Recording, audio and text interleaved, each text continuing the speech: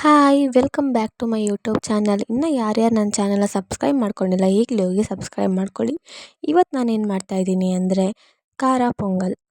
ಇದು ಮಕ್ಕಳಿಗೆಲ್ಲ ತುಂಬಾ ಇಷ್ಟ ಆಗುತ್ತೆ, ಹಾಗೆ ಈಸಿಯಾಗಿ ಮನೇಲೇ ಬೇಗ ಮಾಡ್ಕೊಂಡು ತಿನ್ಬೋದು. ಮತ್ತು ಇನ್ಯಾಕೆ ತಡ, ಬನ್ನಿ ಹೇಗೆ ಮಾಡೋದು ಅಂತ ನೋಡೋಣ. ನಾನಿಲ್ಲಿ ಒಂದು ಕುಕ್ಕರ್ನ ತೊಗೊಂಡಿದ್ದೀನಿ. ಆ ಕುಕ್ಕರ್ಗೆ ಒಂದು 3/4 ಗ್ಲಾಸಷ್ಟು ಅಕ್ಕಿನ ಹಾಕ್ಕೊತಾ ಇದ್ದೀನಿ.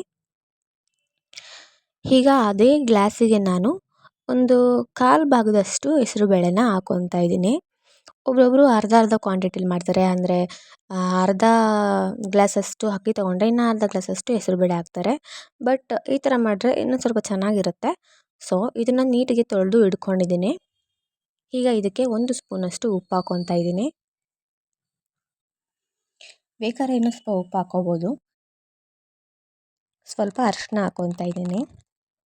ಈಗ ನಾನು ಇದಕ್ಕೆ ಅಕ್ಕಿ 3/4 ಗ್ಲಾಸಷ್ಟು ತೊಗೊಂಡಿದ್ದೆ, ಮತ್ತು ಹೆಸರುಬೇಳೆ 1/4 ತೊಗೊಂಡಿದ್ದು. ಸೊ 1 ಲೋಟ ಆಯಿತು. 1 ಲೋಟಕ್ಕೆ ನಾನೀಗ 3 ಲೋಟದಷ್ಟು ನೀರು ಒಯ್ತಿದ್ದೀನಿ.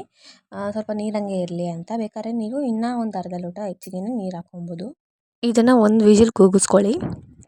ಮತ್ತೀಗ ನಾನಿಲ್ಲಿ ಒಂದು ಪ್ಯಾನ್ ತೊಗೊಂಡಿದ್ದೀನಿ. ಒಂದು ಪ್ಯಾನಿಗೆ 3 ಟೇಬಲ್ ಸ್ಪೂನಷ್ಟು ಎಣ್ಣೆ ಹಾಕ್ಕೊತಾ ಇದ್ದೀನಿ, ಮತ್ತು 2 ಟೇಬಲ್ ಸ್ಪೂನಷ್ಟು ತುಪ್ಪ ಹಾಕ್ಕೊತಾ ಇದ್ದೀನಿ. ಬೇಕಾದ್ರೆ ಇನ್ನೂ ಸ್ವಲ್ಪ ತುಪ್ಪ ಹಾಕ್ಕೊಬೋದು. ತುಪ್ಪ ಜಾಸ್ತಿ ಹಾಕ್ಕೊಂಡ್ರು ಚೆನ್ನಾಗಿರುತ್ತೆ ಫ್ಲೇವರು. ಈಗ ಇದಕ್ಕೆ ಸ್ವಲ್ಪ ಸಾಸಿವೆ ಹಾಕ್ಕೊತಾ ಇದ್ದೀನಿ, ಮತ್ತು ಒಂದು ಸ್ವಲ್ಪ ಜೀರಿಗೆ ಹಾಕ್ಕೊತಾ ಇದ್ದೀನಿ. ಜೀರಿಗೆನೂ ಅಷ್ಟೇ ಸ್ವಲ್ಪ ಜಾಸ್ತಿನೇ ಹಾಕ್ಕೊಳ್ಳಿ, ಯಾಕಂದರೆ ಇದಕ್ಕೆ ಜೀರಿಗೆನೇ ತುಂಬ ಟೇಸ್ಟ್ ಕೊಡೋದು. ಮತ್ತು ಈಗ ಸ್ವಲ್ಪ ಕರಿಬೇವನ್ನ ಹಾಕ್ಕೊತಾ ಇದ್ದೀನಿ. ಕೆಲವೊಬ್ಬರಿಗೆ ಖಾರ ಪೊಂಗಲು ಸ್ವಲ್ಪ ತೆಳ್ಳಗಿರೋದು ಇಷ್ಟ ಆಗುತ್ತೆ. ಸೊ ನಿಮಗೆ ಹೇಗೆ ಬೇಕೋ ಹಾಗೆ ಮಾಡ್ಕೊಳ್ಳಿ, ಸ್ವಲ್ಪ ತೆಳ್ಳಗೆ ಮಾಡ್ಕೊಳ್ಳಿ, ಚೆನ್ನಾಗಿರುತ್ತೆ. ಟೆಂಪಲಲ್ಲಿ ಕೊಡೋ ಥರ ಇರುತ್ತೆ. ಈಗ ನಾನಿಲ್ಲಿ ಒಂದು 8 ಹಸಿಮೆಣ್ಸಿನ್ಕಾಯಿನ ಹೆಚ್ಚಿಟ್ಕೊಂಡಿದ್ದೆ, ಅದನ್ನು ಹಾಕ್ಕೊತಾ ಇದ್ದೀನಿ. ಒಂದು ಬೆಳ್ಳುಳ್ಳಿನ ನೀಟಿಗೆ ಬಿಡಿಸಿ ಜಜ್ಜಿ ಇಟ್ಕೊಂಡಿದ್ದೆ, ಅದನ್ನು ಕೂಡ ಹಾಕ್ಕೊಂಡು ನೀಟಿಗೆ ಫ್ರೈ ಮಾಡ್ಕೊಬೇಕು. ಒಂದು ಚಿಕ್ಕ ಈರುಳ್ಳಿನ ಹಾಕ್ಕೊಳ್ಳಿ. ಒಬ್ಬೊಬ್ಬರು ಈರುಳ್ಳಿ ಹಾಕಲ್ಲ, ಈರುಳ್ಳಿ ಹಾಕಿಲ್ಲ ಅಂದರೆ ಚೆನ್ನಾಗೇ ಇರುತ್ತೆ, ಈರುಳ್ಳಿ ಹಾಕಿದ್ರೆ ಇನ್ನೂ ಚೆನ್ನಾಗಿರುತ್ತೆ.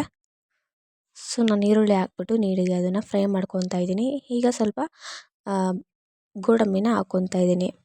ಗೋಡಂಬಿನ ಬೇಕಾದ್ರೆ ತುಪ್ಪದಲ್ಲೇ ಫ್ರೈ ಮಾಡ್ಕೊಂಡು ಹಾಕ್ಕೋಬೋದು.